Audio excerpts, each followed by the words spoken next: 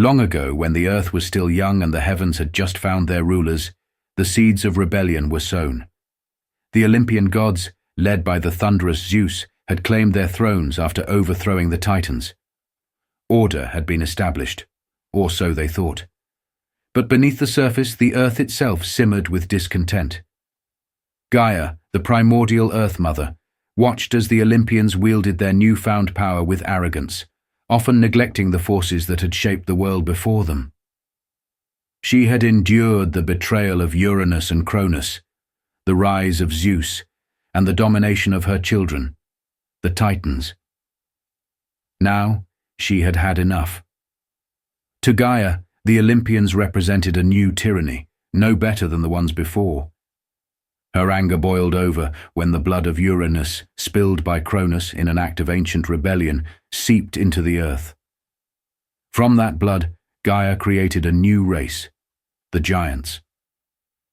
These colossal beings were her answer to the Olympians, a force born from her fury and forged to bring chaos to their carefully constructed order. The stage was set for a battle unlike any before or since. The Gigantomachy wasn't just a war for power. It was a cosmic reckoning, a confrontation between the forces of primordial chaos and the gods who sought to tame it. But the Olympians weren't going to give up their rule without a fight. A prophecy foretold that they would need the aid of a mortal to defeat the giants. Enter Heracles, the mortal son of Zeus, whose unmatched strength and courage made him the perfect ally. With Heracles by their side, the gods prepared for an all-out war to decide the fate of the cosmos. The battlefield was chosen, the sprawling plains of Thessaly, where the sky kissed the earth. And as the giants, armed with flaming trees and massive boulders, thundered toward Olympus, the Olympians gathered their might. Zeus raised his thunderbolts, Poseidon wielded his earth-shaking trident, and Athena stood ready, her wisdom sharper than any blade. What followed was a battle of unimaginable proportions. The battle began with an earth-shattering roar. The giants surged forward, their immense forms casting long shadows over the battlefield. Each was a force of nature, serpentine legs slithering across the ground, colossal arms hurling flaming trees and boulders toward the Olympians. Their war cries echoed like thunder, a testament to their rage and their purpose, to reclaim the earth for their mother Gaia. Opposing them stood the Olympians, unwavering in their defense of Olympus. Zeus, king of the gods, hurled thunderbolts that split the sky, their brilliance illuminating the chaos below. Poseidon, with his trident, sent earthquakes rippling across the battlefield, toppling the advancing giants. Athena, the goddess of wisdom and war, led the charge with calculated precision. Each strike of her spear aimed to weaken the enemy's resolve. And then there was Heracles, the mortal who tipped the scales. Moving through the battlefield like a tempest, Heracles unleashed his arrows, each tipped with hydra venom. The poison was lethal, and where his arrows struck, even the mighty giants faltered. He was the linchpin of the Olympian strategy, the bridge between mortal ingenuity and divine power. The clash was ferocious, the kind of battle that reshaped the very fabric of the world. Enceladus, one of the strongest giants, faced off against Athena in a duel that shook the earth. With a calculated blow, Athena hurled him to the ground and buried him beneath the island of Sicily, where he was said to remain, his rage causing the island's infamous volcanic eruptions. Poseidon, meanwhile, pursued Polybotes across the sea. The giant, determined to escape, fled to the island of Kos. But Poseidon was relentless. He ripped a massive chunk of the island and hurled it with all his might, pinning Polybotes beneath what became the island of Nisyros.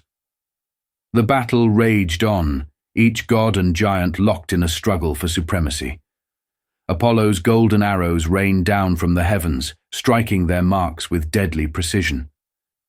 Dionysus, often seen as a god of revelry, revealed a more ferocious side, summoning wild vines to ensnare and incapacitate his foes. Even Hera, the queen of the gods, fought with unwavering determination, rallying the Olympians to press forward. But it was Heracles who turned the tide.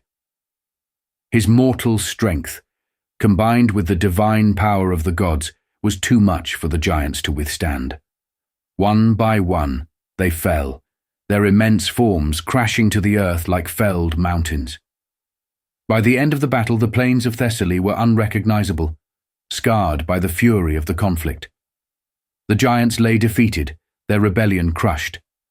The heavens were secure, and the Olympians' rule remained unchallenged. The aftermath. Order versus chaos. The Gigantomachy was more than a war. It was a defining moment in the cosmos. The giants, born of primordial chaos, symbolized the untamed forces of nature, the raw fury of creation. The Olympians, on the other hand, represented the triumph of order, civilization, and governance. This victory became a cornerstone of Greek mythology, a tale retold through the ages as a reminder of the gods' supremacy and the importance of balance between chaos and order.